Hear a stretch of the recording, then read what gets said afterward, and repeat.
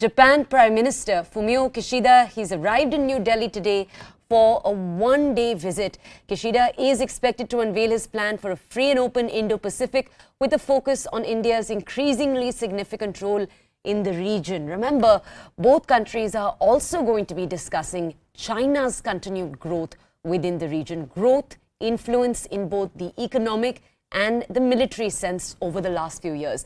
Now, Kishida will be visiting the Rajghat. He is on your screens already there, I believe. This is for a wreath-laying ceremony followed by a meeting with the Prime Minister. Now, I'll wait just a second till we have a reporter join us on our screens, but that is the Japanese Prime Minister Fumio Kishida. After the talks, he will be attending the 41st Sapru House lecture in the national capital. Now, that's what his day looks like. But let's go over to my colleague Siddhant for more on this story. Siddhant, the Prime Minister of Japan on our screens right now. This is Kishida's second visit to India. Bring us more details. Well, that's right. This is Prime Minister Kishida's second visit to India. And since India and Japan enjoys a special bilateral partnership, and this is perhaps the reason from the year 2006, we have been hosting joint summits every year. Last time around, also, Prime Minister Kishida came for the summit. This time again, he's here in the national capital. And in fact, right before his arrival in Delhi, he had announced the plans for open and free Indo-Pacific. So there could be a possible announcement of maybe some sort of a blueprint or a plan for free and fair, free and open Indo-Pacific post his meeting with Prime Minister Modi at Hyderabad House. Also, both the leaders are going to hold bilateral talks where the review of the special strategic relationship between the two countries will be done by the leaders. Defense cooperation has always been the core of Indo-Japan strategic partnership. In fact, we had recently concluded air fighter jet joint exercises. Then we had also done, India had also participated in Malabar exercise.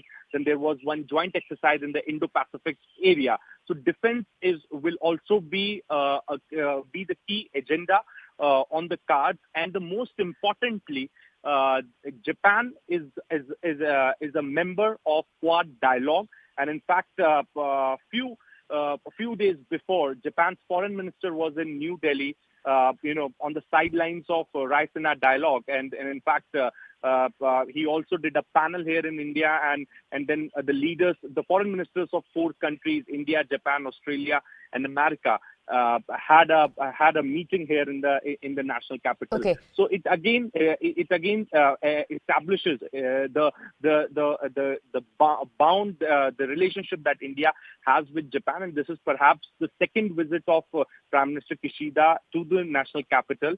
After this, he will head straight to the Hyderabad House, where he's going to hold meetings with Prime Minister Modi. Post that, there's going to be the announcement of agreements, and after which he's also going to go for Sapru House lecture, which has been organized by Foreign Secretary Vinay Kumar Kwatra. And late in the evening, he's going to visit Bodhi Garden in the national capital. Okay, Siddhant, I just want to ask you, the Prime Minister of Japan has today written an open letter in the Indian Express, a column.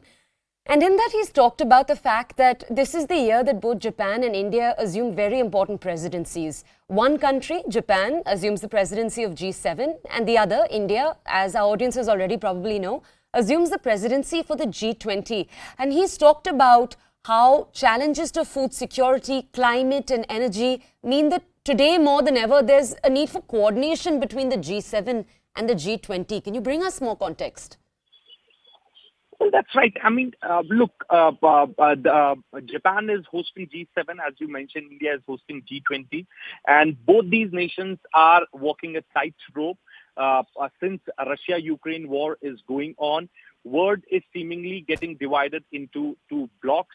The concerns are also of China, the rise of China, and especially the kind of dominance that China has shown or has been showing, especially in the Indo-Pacific Pacific area. And this is perhaps the reason that, in fact, the Quad dialogue or Quad grouping is impactful. And then as you rightly said, that this visit is also significant because both the leaders are going to review the bilateral the